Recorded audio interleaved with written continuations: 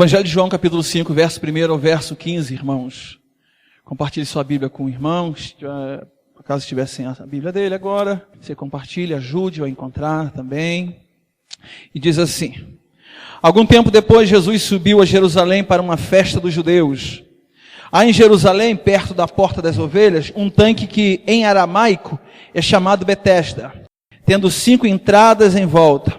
Ali costumava ficar grande número de pessoas doentes e inválidas, cegos, mancos e paralíticos. Eles esperavam um movimento nas águas. De vez em quando, descia um anjo do Senhor e agitava as águas. O primeiro que entrasse no tanque, depois de agitadas as águas, era curado de qualquer doença que tivesse. Um dos que estavam ali era paralítico, fazia 38 anos. Quando viu deitado e soube que ele vivia naquele estado durante tanto tempo, Jesus lhe perguntou: você quer ser curado? Disse o paralítico: Senhor, não tenho ninguém que me ajude a entrar no tanque quando a água é agitada. Enquanto estou tentando entrar, outro entra antes de mim. Então Jesus lhe disse: levante-se, pegue a sua maca e ande. Imediatamente o homem ficou curado, pegou a maca e começou a andar. Isso aconteceu num sábado e por essa razão os judeus disseram ao homem que haviam sido curado: hoje é sábado, não lhe é permitido carregar a maca. Mas ele respondeu: o homem que me curou me disse, pegue a sua maca e ande. Então lhe perguntaram: quem é esse homem que lhe mandou pegar a maca e andar? O homem que fora curado não tinha ideia de quem era ele, pois Jesus havia desaparecido no meio da multidão. Mais tarde, Jesus o encontrou no templo e lhe disse: olhe, você está curado.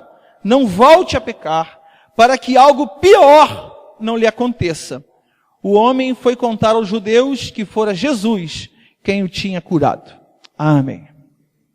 Senhor, por favor, apesar de mim, Senhor, de nós te pedimos, Senhor, a tua misericórdia nesse momento, pelo teu Espírito Santo, e que o teu Espírito nos fale de forma poderosa, e que o teu Espírito também nos faça entender a palavra que tu quer para nós hoje, ensinar para a gente hoje. Por favor, Senhor, nosso coração está aberto a ti. É um momento que nós queremos abrir nosso coração, Senhor, e pedir-te que tu, por misericórdia, nos fale. Em nome de Jesus. Amém, Senhor. Irmãos, nós, nessa noite, vamos falar sobre esse tanque, e uma expressão usada sobre Betesda. Betesda é uma expressão em aramaico que quer dizer casa de misericórdia. E o tema da nossa mensagem é justamente esse: Betesda, casa de misericórdia. Repete comigo: Betesda. Mais uma vez.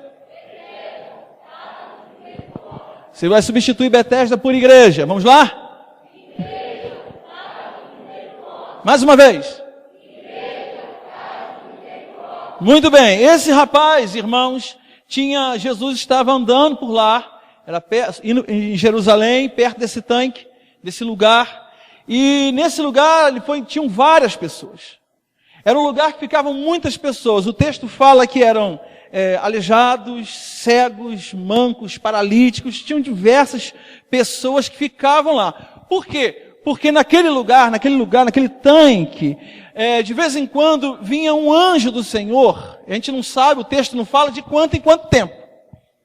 Mas de vez em quando vinha um anjo do Senhor e balançava as águas. Mexia com as águas. E o texto fala que o primeiro que entrasse, irmãos, nas águas, depois que o anjo sacudisse as águas, ele era curado. Então, irmãos, essas pessoas ficavam tudo ali, esperando esse movimento das águas. E tinha um rapaz, irmãos, o texto fala que ele estava há 38 anos. Você sabe o que é 38 anos?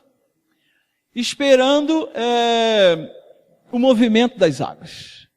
E eu acho interessante, eu queria falar para você, meu irmão, que esse rapaz, ele estava em Betesda.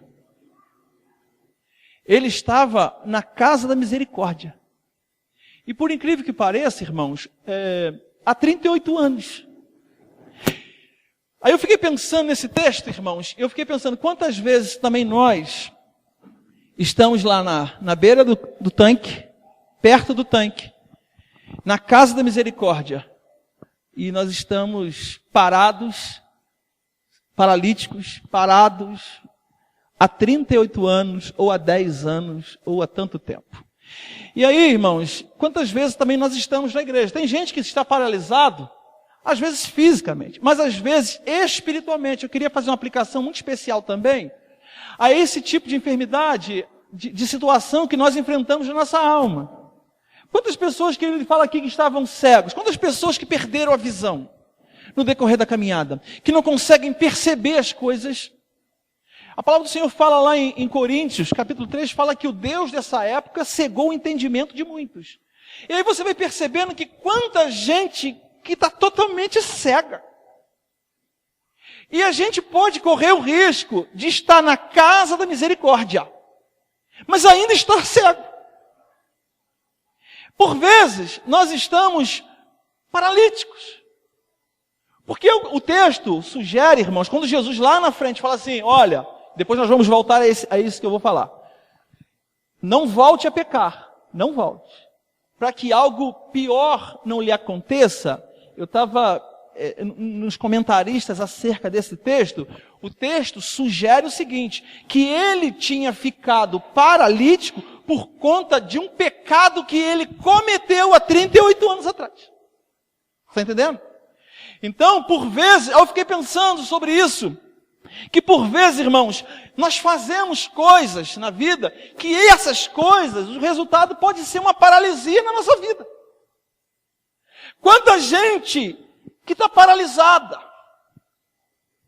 parada, inclusive dentro da igreja, porque alguma coisa ele fez, ou porque alguma coisa aconteceu com ele, ou porque alguma coisa, ou seja, fizeram com ele. E isso causou algo dentro dele, no coração dele, na vida dele. E ele agora, irmãos, está ali, paralítico, paralisado. E quantas coisas, irmãos, nós temos no coração, quantas coisas que podem nos paralisar? Quantas coisas? Uma ofensa nos paralisa, uma questão entre irmãos nos paralisa, um pecado nos paralisa, algo que pode nos paralisar. Tem muita coisa que pode nos deixar paralisados, inclusive dentro da igreja. E esse cara estava lá, em Betesda, no lugar de misericórdia, esperando, irmãos, um movimento das águas. E aí tinha uma coisa que acontecia lá, o anjo vinha e balançava as águas. Irmão, é uma coisa que é estranha, porque a água balançava, o que estava melhorzinho, o que se arrastava mais rápido, pulava na água primeiro. E esse cara aqui não conseguia. Tanto, irmãos, tanto que Jesus chega para ele, parece uma pergunta até de brincadeira de Jesus, né? Jesus chega para ele, Jesus aparece naquele lugar, para um homem que tinha perdido a esperança, para um homem que já estava há 38 anos, já não esperava mais nada naquele lugar, já não esperava que mais nada acontecesse. Ele não via esperança para ele. E aí Jesus pergunta para ele, você quer ser curado? Qual a resposta mais óbvia que a gente pode ter? Oxe, claro, Senhor. Mas você sabia que tem gente que não quer ser curado?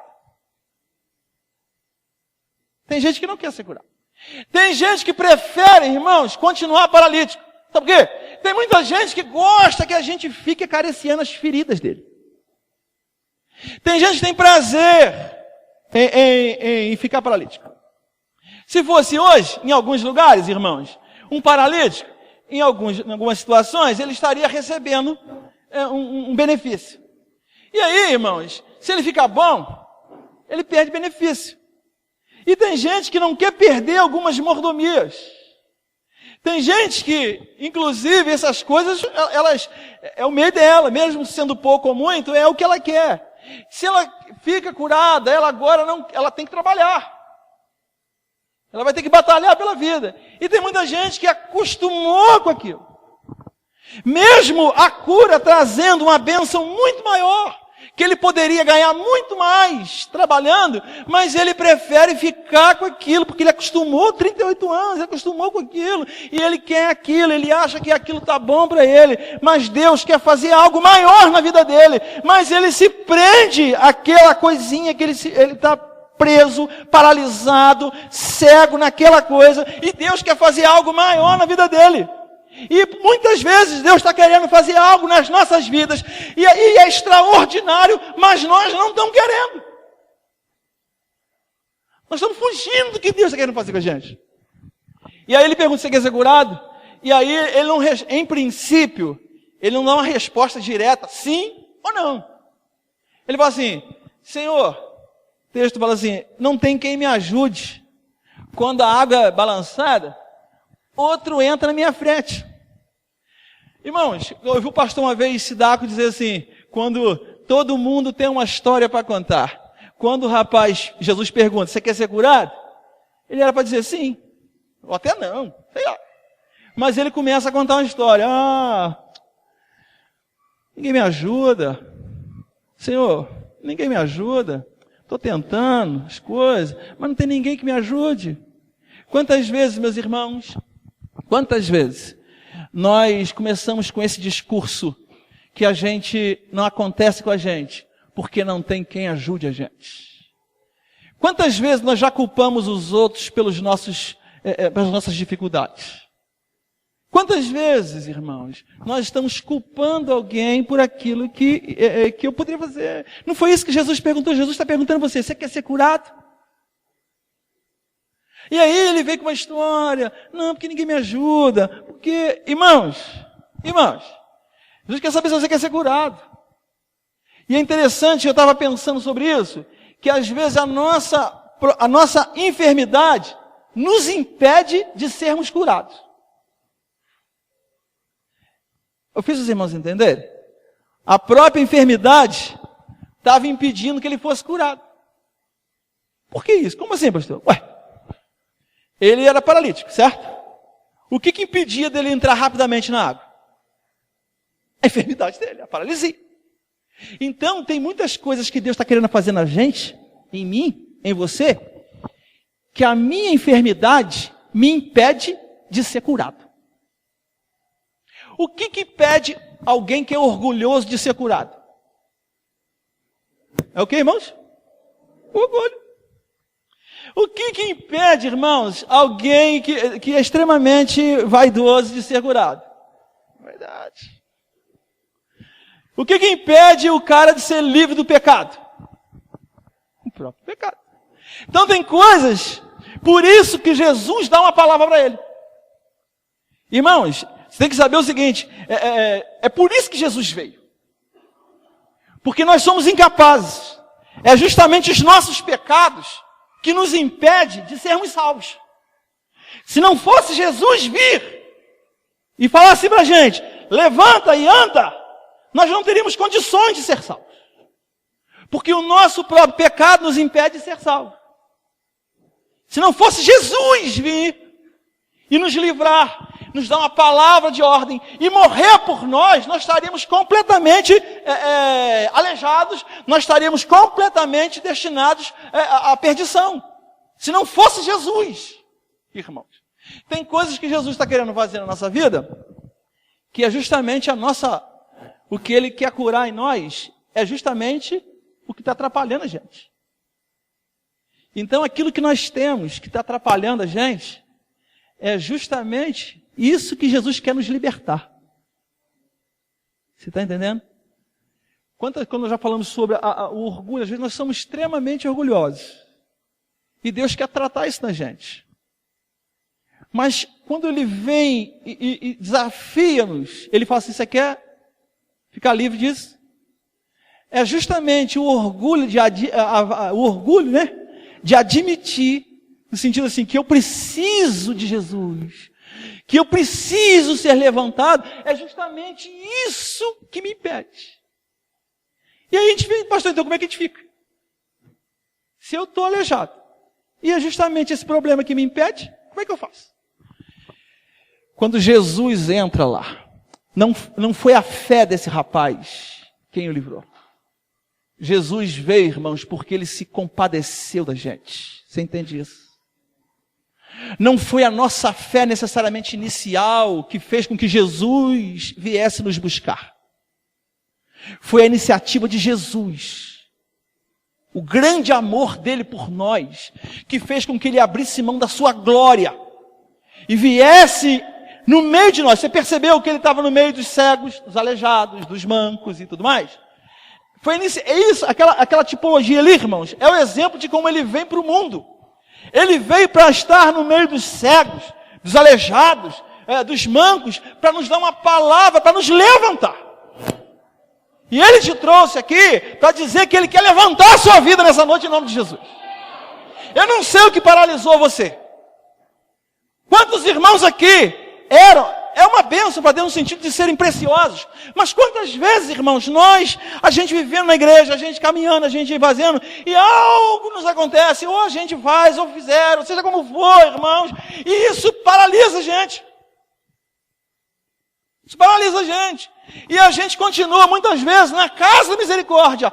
E a água está balançando, meus irmãos. E tem muita gente entrando, ficando curado, as coisas acontecendo com irmãos, e acontece com o outro, e acontece com o outro, e a gente fica esperando. Mas não acontece com a gente. Mas aí Deus olha a nossa enfermidade. Ele vê a gente.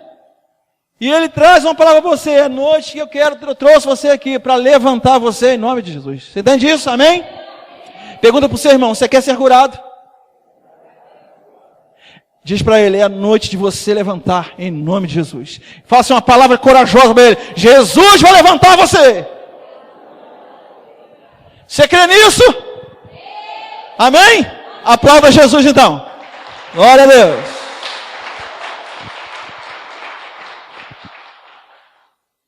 E aí, meus irmãos, esse cara ficou esse tempo todo. E eu não sei quanto tempo você está esperando por algo. Talvez você fique lá esperando. E aí, irmãos, eu quero ensinar uma coisa para a igreja, no sentido de como nós somos casa de misericórdia. Vamos dizer que todos nós estivéssemos do mesmo jeito. Um está mancando, outro está ruim das vistas e tudo mais. Irmãos, se a água balançasse aqui, você correria imediatamente? Hein? Pois é. Mas aí quando Jesus fala assim para você, não, você não vai entrar. Eu quero que você ajude seu irmão a entrar. Casa de misericórdia, meus irmãos. Esses irmãos aqui, eles estavam com problemas. Mas uma igreja curada e sarada, ela é capaz de dar o lugar para o outro. Amém, irmãos?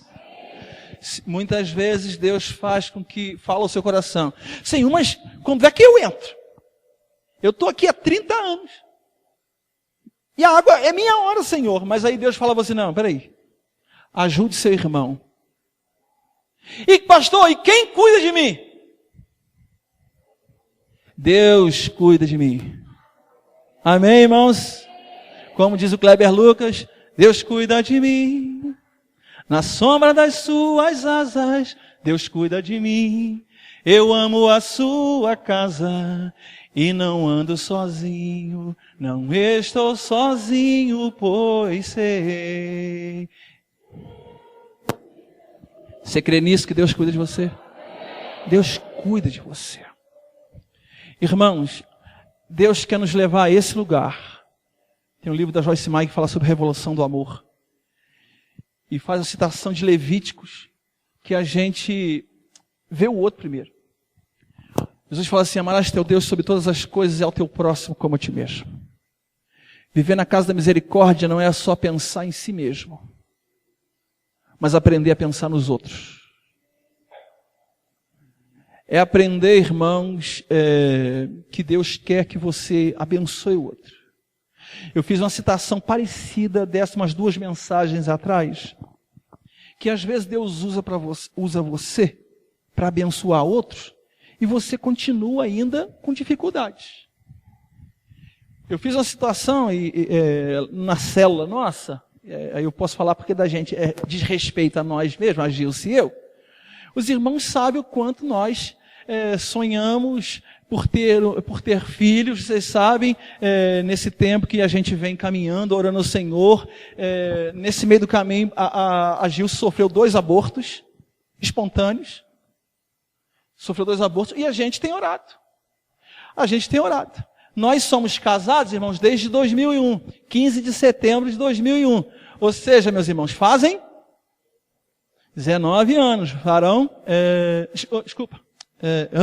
farão 16. Quantos anos, meu? É isso aí, eu estou perdendo a minha batalha para essa noite, meus irmãos. Recapitulando, meus irmãos. 14 anos, é isso, irmão? É isso aí, 14 anos. Pois é, nós estamos há 14 anos pedindo ao Senhor. E a gente entra na água, né? A Gil, a gente entra na piscina, a gente sai da piscina, a gente vai pro quarto, a gente faz essas coisas todas. Entendeu? Não é que está acontecendo. Em princípio, não há um problema, assim, necessariamente, de como eu já vi irmãos contando testemunho de esterilidade. Não há. Enfim, nós estamos lá na beira do tanque. E aí, a Gilce, um tempo atrás, ela foi num congresso de mulheres, do Diante do Trono. E teve um momento lá que não sei quem lá chamou para as irmãs que gostariam de ter filhos. Que tem dificuldade, que não engravidaram, e vem aqui na frente. Aí foi uma penca de mulher lá. Isso quer dizer, irmãos, se você pedisse para levantar isso aqui, levantaria uma opção de gente também, eu acho. Mas seja como for, aí foi uma mulherada lá na frente. Aí ela falou assim, você vai adotar essa pessoa que está ao seu lado em oração e você vai interceder por ela, vai abençoar essa pessoa para que Deus ouça a oração e abençoe. E a Gilce orou para uma irmã lá de Belfort Roxo, lá na querida Rio de Janeiro, lá perto da cidade dos irmãos lá. E lá aquelas bandas lá de baixo. E aí, irmão, na Baixada Fluminense. E aí a Gilce orou para essa pessoa. Essa mulher já está com filho. Amém, irmão? Não fica triste não, é glória a Deus, fala assim, glória a Deus. Irmão, a gente continua na beira do poço. Está entendendo? Você entende isso? Irmãos, por vezes Deus fala assim, aí a gente pode falar assim, Senhor, e nós? E nós? Aí Deus fala assim, não, eu quero usar você. Ajude a sua irmã a entrar na água. Ajude a sua irmã a entrar na água. E quem cuida da gente? Eu cuido, diz o Senhor. Está entendendo? Então, por vezes, Deus vai te usar para abençoar a outra pessoa. E você continua ruim das pernas. Você vai e ajuda alguém que está precisando de uma porta de emprego. E às vezes quem você indica, o cara vai lá, se dá bem, vira gerente, vira não sei o quê, está ganhando dinheirão e você continua, às vezes, trabalhando de diarista.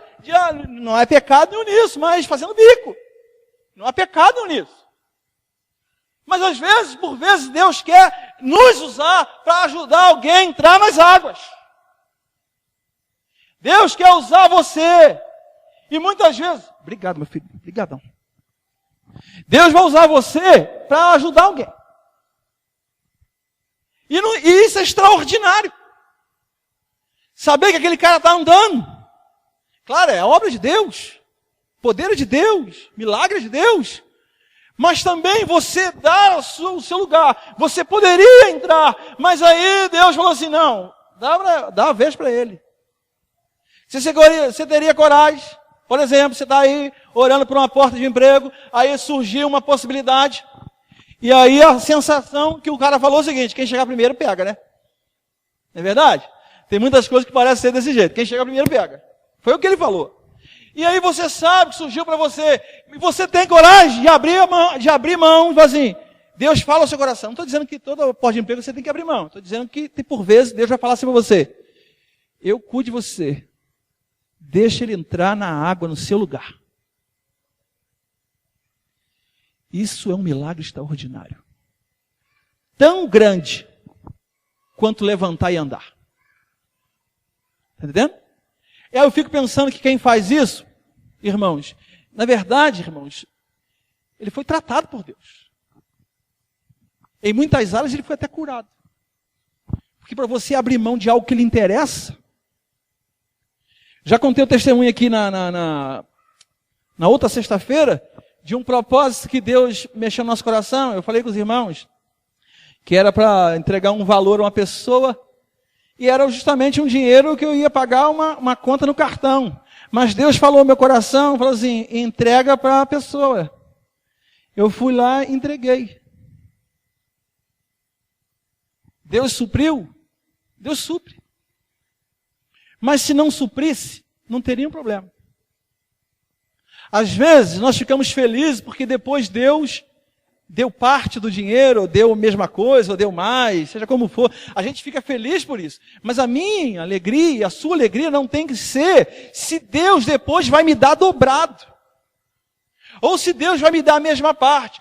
Entrega, se um dia Deus falar ao seu coração, abençoa teu irmão, vai lá, entrega R$100, que ele está passando, está ruim das pernas, a conta da luz vai ser cortada, ele está sem água em casa, está sem comida. Aí Deus fala assim, vai lá, entrega, faz essa compra, entrega para ele.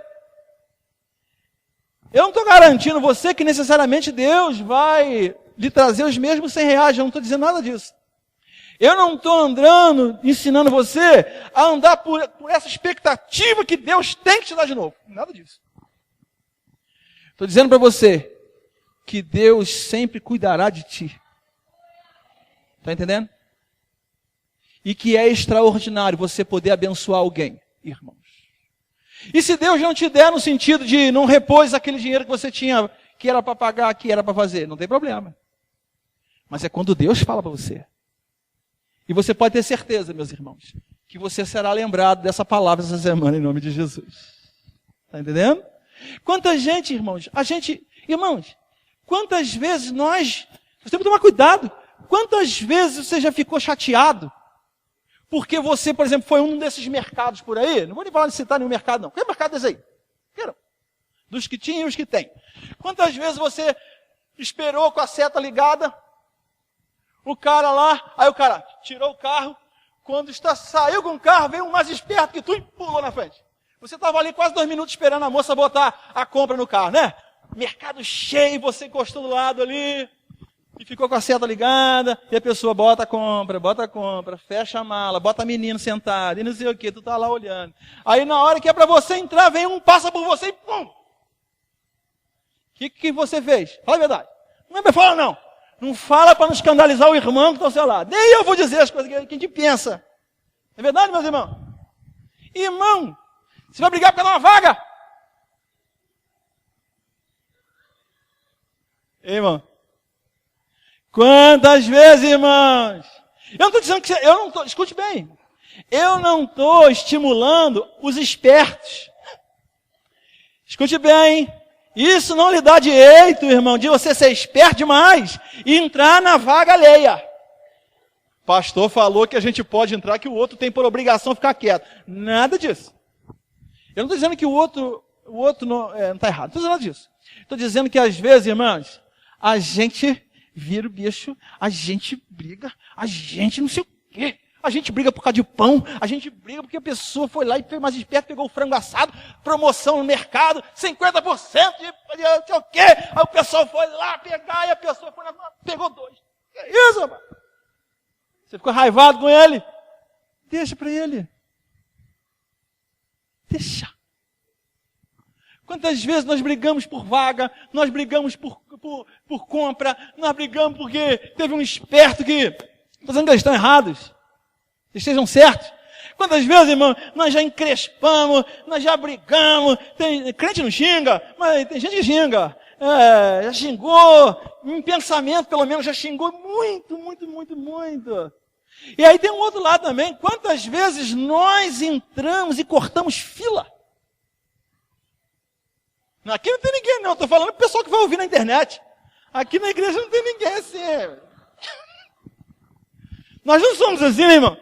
Nós entramos na frente dos outros.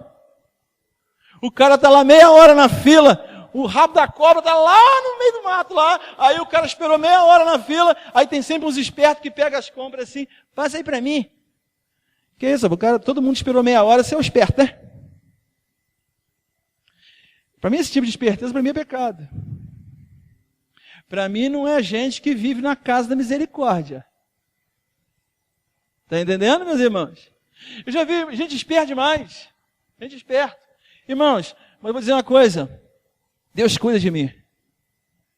Entendeu? Pode tentar pegar a tua vaga. Pode tentar pegar a tua vaga de trabalho. Irmãos, Deus abre outra. Amém? Deus vai abrir outra vaga para você. Se você estava de olho, de repente veio um cara que tem uma influência maior, conhece algum político, aí você caiu, e aí o outro entrou no seu lugar, chegou na tua frente. Pastor, chegou na minha frente porque eu não tinha quem me ajudasse. Quantas vezes, quem já ouviu alguém dizer assim, pastor, só entra lá se tiver quem ajude? Quem já ouviu isso? Quer ir? Quer ir? Tem mais alguma coisa? Tem mais essas coisas? Quem indica essas coisas? Quantas vezes você não entra nessas coisas? Quantas vezes Deus pergunta a você quer trabalhar? Eu ouvi um amém? Pessoal que vai casar, você quer trabalhar? Não vai casar não, hein? Desse jeito você não casa. E aí, você quer trabalhar? Aí você fala assim, Senhor, não tem quem me indique? Tua vida, irmão, eu vou dizer, tem um que te indica. Jesus de Nazaré. Ele é o Senhor da casa da misericórdia. E Ele fala para você, Ele que faz você levantar. Às vezes você está esperando, irmãos. Tem gente que vive atrás de mover. Já viu gente que vive atrás de mover? A água balança aqui, ele corre para ali, para aquela água. E tem um irmão que ora, não sei o quê. A água balançou lá, ele corre para lá para ver se lá. E ele corre, tem um irmão, não sei o quê, ele corre para lá. E irmão, fica correndo de mover em mover. Irmãos, faça a tua água se mover. Depois do Pentecoste, meus irmãos, a gente tem por obrigação manter a água balançando constantemente na nossa vida. Está entendendo? Depois do Pentecoste, depois de Jesus, a água precisa balançar constantemente. Sabe por que para? A nossa água está parada muitas vezes? É porque às vezes nós não mantemos uma vida íntima de oração e nem de jejum, nem de palavra, nem de comunhão. A gente por vezes só corre para a água quando a gente está precisando de alguma coisa. Você vai encontrar água parada. Faça a água se movimentar. Está entendendo? Você não precisa, irmãos, vou dizer uma coisa. Você não precisa correr atrás de bênção. Mergulhe na água e fica lá dentro. Amém, irmão? Por que ninguém pensou nisso? Eu vou ficar aqui dentro da água.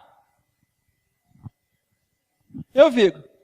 Eu morro, mas eu alcanço a minha bênção. Não é verdade? Você tem que mergulhar nas águas do Senhor, nas águas do Espírito, irmãos.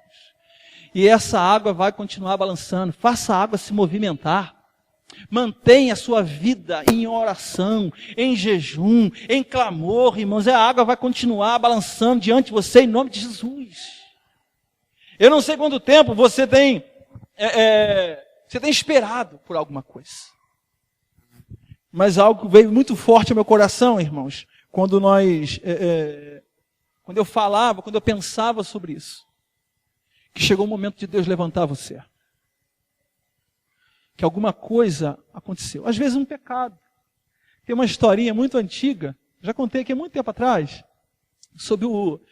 tinha ido um circo na cidade, e tinha um garoto que foi assistir o negócio do circo. Aí o número que ele mais gostou, irmãos, foi de um atirador de faca. Tinha uma dona que ficava assim, e o cara pegava as facas e as facas batiam. Ele ficou impressionado com aquele negócio. Ficou impressionado aí, ficou em casa pensando, igual menino. Pensando. Parecia, abri um parênteses, parecia como eu uma vez. Pensando, aí inventei de brincar de bombeiro. Como é que você brinca de bombeiro? Taca fogo e apaga. Aí eu e um colega meu tacamos fogo, apagamos. Tacamos fogo, apagamos. Mas nós aumentamos o fogo. Tacamos fogo, fogo aumentou. Irmão, negócio de saúde de controle. Aí eu e meu colega, nós estamos quietinhos, e o fogo lambendo. No muro de um dono de uma casa, irmãos. O fogo lambendo. Aí meu pai que trabalhava em construção, Ele olhou aquele negócio lá com os pedreiros, com os serventes, saíram apavorados, irmão. Pegaram água, pegaram o trem, apagaram. E os garotos? O que aconteceu?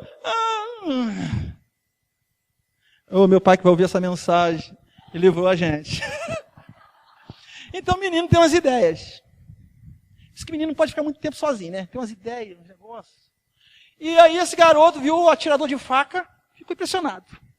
Chegou em casa, ele queria alguém que ficasse lá para ele. Mas ele não encontrou ninguém. E nem encontrou as facas necessárias. Aí ele viu um pato passando.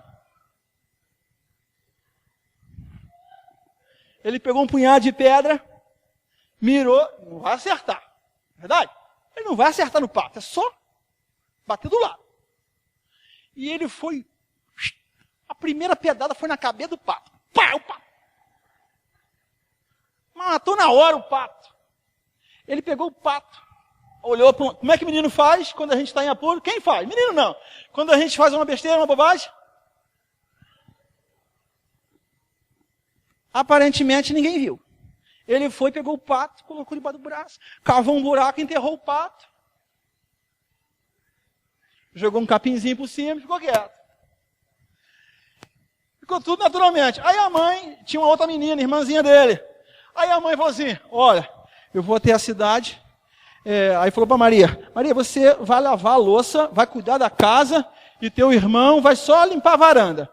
Aí a irmãzinha falou assim, quem vai lavar, limpar tudo hoje é João. Eu não limpo nada, isso é coisa de mulherzinha. Ela fala assim para ele, ó o pato, hein? Aí o garoto, deixa comigo, mãe, eu lavo tudo. Aí aumentou. Minha filha, hoje é o seguinte, minha filha, você vai lá limpar os guarda-roupa, tudo, pega a roupa suja, põe para lavar, lava, passa, tira a poeira do teto, faz o quê, lava as botas do teu pai, faz tudo, e o teu irmão tem muito que estudar. Aí ela, não, mãe, João falou que quer fazer isso por mim, ele vai lavar, pintar, vai fazer tudo por mim. Eu não vou fazer nada disso, quem eu sou, não faço nada. Ó o pato, hein? Irmão, esse negócio durou. Durou meses. Toda coisa que tinha para a mãe falava para ele. Você vai na cidade. Quem vai é ele. Ele, não vou não, estou cansado, não sei o quê. Ó o pato. Até um dia, meus irmãos, que esse menino chegou. Mãe, aí a mãe mandou fazer. Ele falou assim, agora mãe, eu não quero mais saber disso não. E outra coisa, mãe, quem matou o pato fui eu e está enterrado. Aí a mãe, eu sei. Eu sei que foi você que matou o pato e que enterrou ali debaixo da árvore. Eu sempre soube disso. Eu sei que foi você.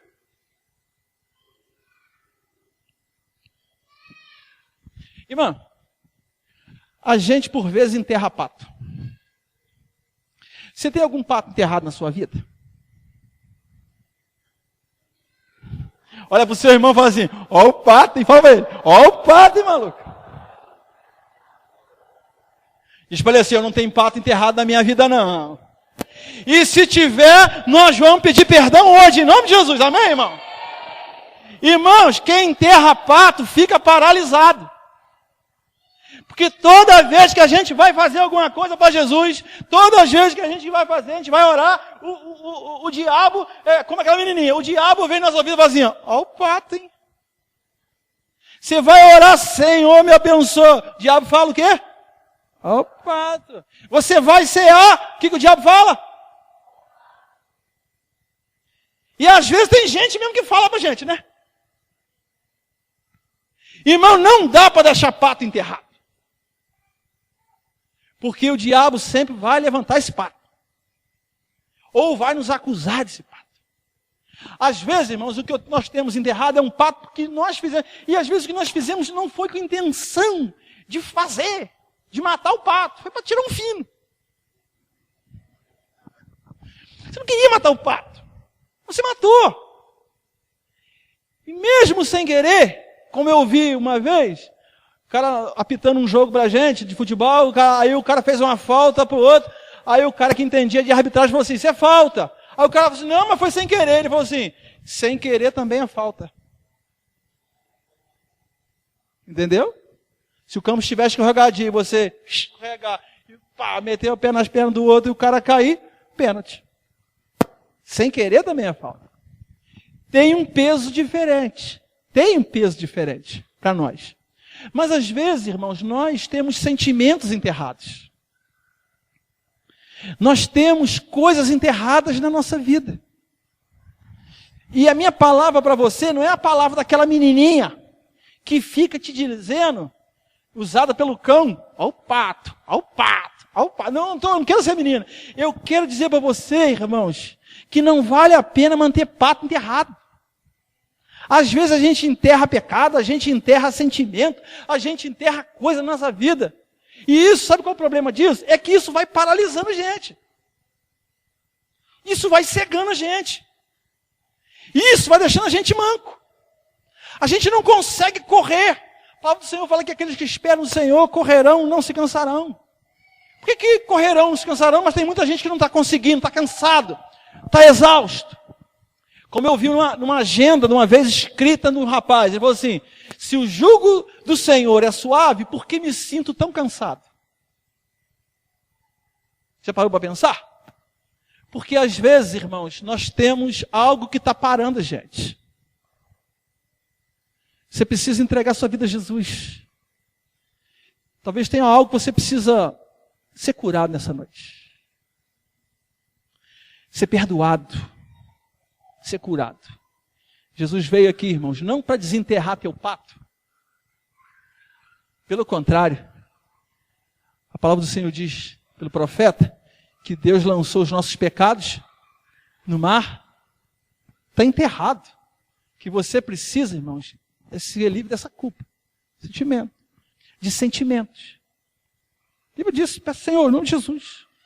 E mais, quando a gente reconcilia com Jesus, quando a gente aceita Jesus, o diabo não pode mais acusar a gente. Entendendo? Aí eu fico imaginando, nos outros dias em que a mãe chegou e falou assim, por exemplo, quem vai lavar a casa é a Jéssica. Aí o Júnior, por exemplo, não pode, vai lavar. Porque ela não pode acusar mais. Por quê? Porque foi justificado, foi perdoado, foi confessado, foi falado para o Senhor. O diabo não pode mais acusar a gente. Foi esquecido, acabou. Está entendendo? E aí não tem como, não cabe, a palavra do Senhor, nenhuma condenação há para os que estão em Cristo Jesus. Amém? Fomos justificados por Jesus. Então Jesus veio para nos ajudar na nossa incapacidade. Qual é a nossa incapacidade? De sermos salvos por nós mesmos. Não tem como. Por isso que Jesus veio. Para salvar você. Para transformar a sua vida. Para levantar você. Para dizer para você, é tempo de você levantar. Você ficou muito tempo. O texto fala assim, Jesus olhou para ele e percebeu que ele tinha estado naquele estado. Estava naquele estado durante muito tempo. Quanto tempo você está vivendo do jeito que você está vivendo? Jesus quer levantar você em nome de Jesus nessa noite. Você crê nisso? Você sente isso? Então fique de pé. Levante em nome de Jesus.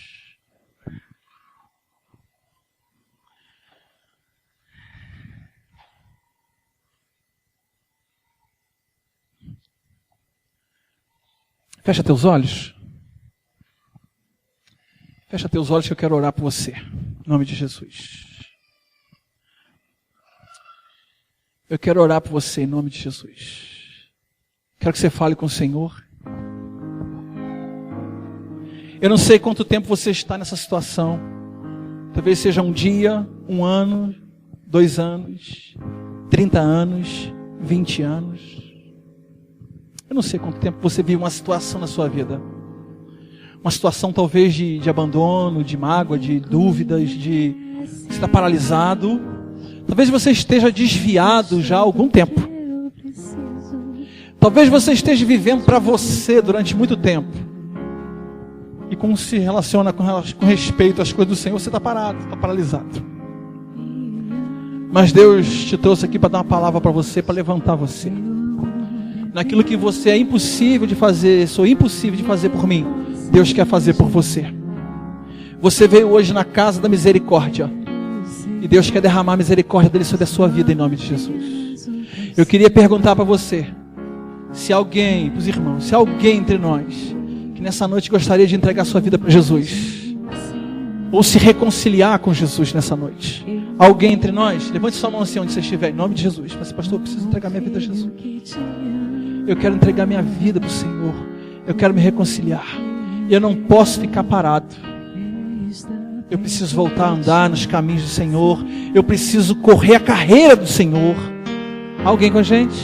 Gostaria de entregar sua vida a Jesus. Se eu preciso de Jesus na minha vida. Alguém? Quero orar com você que é crente em Jesus, mas foi compelido pelo Espírito para que eu orasse por algo na sua vida que nós falamos durante todo esse tempo. Eu quero que você tenha coragem, vem aqui na frente, eu quero orar por você, quero orar pela sua vida. Alguém? Pode vir aqui na frente. Isso, pode vir. Pode vir. Se você gostaria de colocar algo diante do Senhor, você que é crente. Glória a Deus.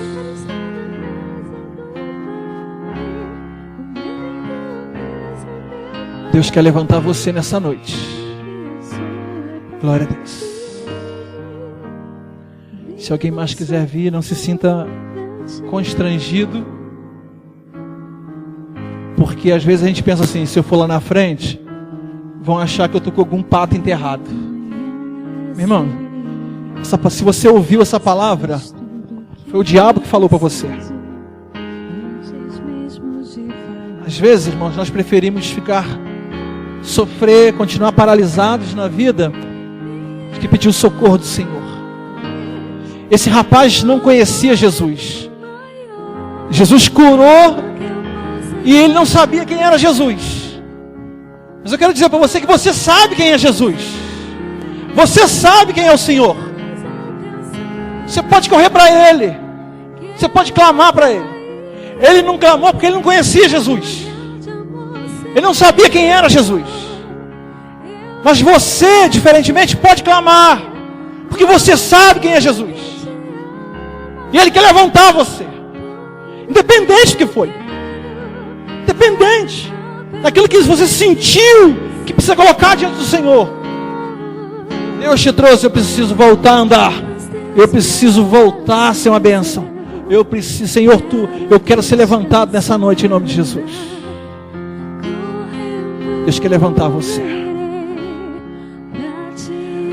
Senhor, em nome de Jesus, em nome de Jesus, eu quero pedir por essas vidas aqui. Tu falaste ao nosso coração nessa noite, Senhor, como nós precisamos do Senhor. Ao contrário daquele rapaz, nós sabemos quem é o Senhor, e nós queremos clamar ao Senhor. Senhor, olha para nós nessa noite. Levanta a gente nessa noite. Senhor, Tu está vendo a gente. Talvez existam pessoas que estejam cegas, aleijadas, foram atingidas por algo e estão mancando, Senhor. Elas não estão paralisadas, mas estão mancando, Senhor. Senhor, restaura. Abre os olhos novamente, Senhor. Nos faz enxergar novamente. Quantas vezes, ó Pai, nós vivemos com o Senhor, nos movendo nas Tuas águas, em que o Senhor falava, em que o Senhor se movia, nós tínhamos visões, nós fazíamos, nós corríamos, Senhor, e hoje nós nos sentimos paralisados. A gente não consegue perceber as coisas do Senhor, mas nós ouvimos hoje que o Senhor se move aqui em nós, no meio de nós. Senhor, e as águas estão balançando nesse lugar nessa noite. Senhor, eu louvo o Senhor, porque em nome de Jesus, para a glória do Senhor, as águas do Teu Espírito nesse lugar nunca pararão. Elas nunca vão ficar paradas nesse lugar. Para a glória do Senhor, a cada dia mova as águas do Teu Espírito nesse lugar, para que pessoas continuem fluindo nas Tuas águas, mergulhando nas Tuas águas, não por sorte, mas com a certeza que o Senhor fará algo por nós em nome de Jesus. Nós não queremos, ó Pai, simplesmente mergulhar e sair das águas. Nós, Pai, em nome de Jesus, queremos nos manter nessas águas. Senhor, levanta os teus filhos nessa noite. Oh, meu irmão, o Senhor te levanta nessa noite. O Senhor te restaura. O Senhor te cura nessa noite. O Senhor te perdoa nessa noite. O Senhor ouviu a tua palavra e eu quero dizer para você que Ele te perdoou. Em nome de Jesus. O Senhor te curou nessa noite. Ele está levantando você em nome de Jesus. Eu quero deixar uma palavra a você. Que nenhuma condenação há sobre a sua vida. Porque você está em Cristo Jesus, nosso Senhor. Eu abençoo a tua vida. Eu abençoo o teu coração. Eu abençoo o teu ministério. O Senhor te levanta, querido. O Senhor te levanta. Em nome de Jesus Cristo. Em nome de Jesus. Amém, Senhor. Quero que você dê um abraço no seu irmão que está perto de ti. Mesmo os irmãos que não estão aqui, diga para ele: meu irmão, o Senhor nessa noite te levanta. Dê uma palavra de carinho para ele. Dê uma palavra para ele.